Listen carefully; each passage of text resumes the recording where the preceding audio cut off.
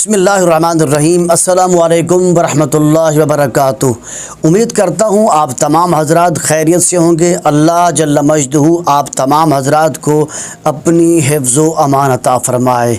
گزشتہ روز پاکستان کی عدالت نے پاکستان کے سابق وزیر اعظم جناب عمران خان نیازی صاحب اور ان کی اہلیہ بشریٰ بی بی کے نکاح کے متعلق فیصلہ سنایا ہے۔ فیصلے میں یہ کہا گیا ہے کہ ان کا نکاح عدت میں ہوا تھا، لہٰذا یہ نکاح ہی نہیں منعقد ہوا اور یہ لوگ زنا کے مرتکب ہوئے ہیں، اسی لیے ان دونوں پر یعنی عمران خان صاحب اور ان کی اہلیہ بشریٰ بی بی پر سزا سنا دی گئی ہے۔ اور سوشل میڈیا پر لوگ کہہ رہے ہیں کہ ان پر زنا کی حد قائم کی جائے، ان کو کوڑے مارے جائیں۔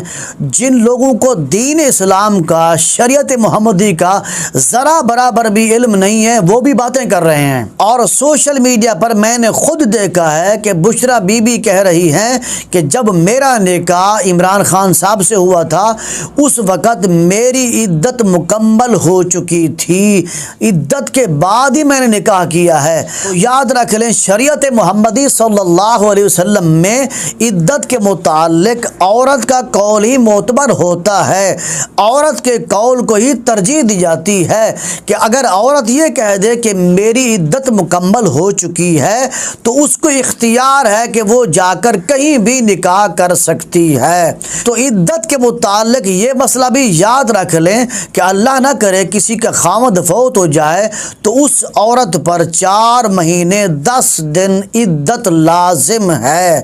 اگر وہ عورت حاملہ ہو تو اس کی عدت وضع حمل ہے، یعنی بچے کی پیدائش تک اس کی عدت ہے۔ اگرچہ 8 مہینے کے بعد بھی بچہ پیدا ہو، 7 مہینے کے بعد بچہ پیدا ہو یا 6 مہینے کے بعد بچہ پیدا ہو تو پھر اس کی عدت بچے کی پیدائش ہے۔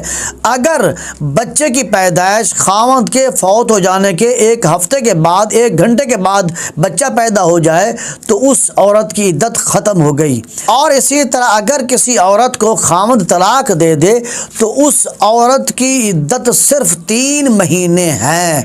ان 3 مہینوں کے درمیان وہ عورت کسی کے ساتھ نکاح نہیں کر سکتی، اور ان 3 مہینوں کے دوران یعنی عدت کے دوران اس عورت کو نکاح کا پیغام دینا بھی حرام ہے۔ چنانچہ قرآن مجید میں اللہ تعالیٰ نے ارشاد فرمایا ہے سورۃ البقرہ آیت نمبر 235 میں فرمایا، اور جب تک عدت پوری نہ ہو جائے ان سے عقد نکاح کا عزم نہ کرو، ان کو نکاح کا پیغام نہ دو۔ اب سوال یہ ہے کہ اگر کوئی شخص عدت کے دوران کسی عورت کے ساتھ نکاح کر لیتا ہے اور اس عورت کی رخصتی بھی ہو جاتی ہے تو شریعت محمدی صلی اللہ علیہ وسلم کے لحاظ سے کیا ان دونوں پر زنا کی حد قائم کی جائے گی یا زنا کی حد قائم نہیں کی جائے گی؟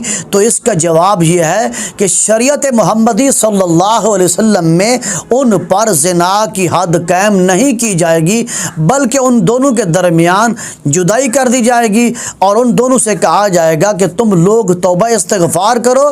جب عورت کی عدت پوری ہو جائے پھر اس کے بعد دوبارہ نکاح پڑھایا جائے گا۔ تو اس لیے میری پاکستان کے جج صاحبان سے گزارش ہے کہ آپ کو چاہیے کہ آپ اس بات کی تحقیق کر لیتے تو آپ کے لیے بہتر تھا کہ کیا عمران خان صاحب کا اور بشریٰ بی بی کا نکاح عدت میں ہوا تھا یا نہیں ہوا تھا۔ اگر عدت کے دوران نکاح ہو بھی گیا تھا تو ان پر سزا قائم نہیں ہو سکتی شریعت محمدی کے لحاظ سے، ہاں صرف جدائی کر دی جاتی۔ لیکن جب عورت یعنی بشریٰ بی بی کہہ رہی ہے کہ میرا نکاح جب ہوا تھا تو میری عدت مکمل ہو چکی تھی، تو جج صاحبان کی بارگاہ میں گزارش ہے کہ اس عورت یعنی بشریٰ بی بی کا قول معتبر ہے، اس کے قول پر عمل کیا جاتا، کیونکہ عدت گزارنا عورت کا کام ہے، مرد کا کام نہیں ہے۔ لہٰذا جج صاحبان کو چاہیے کہ وہ اس فیصلے سے رجوع کریں، اللہ کی بارگاہ میں توبہ استغفار بھی کریں۔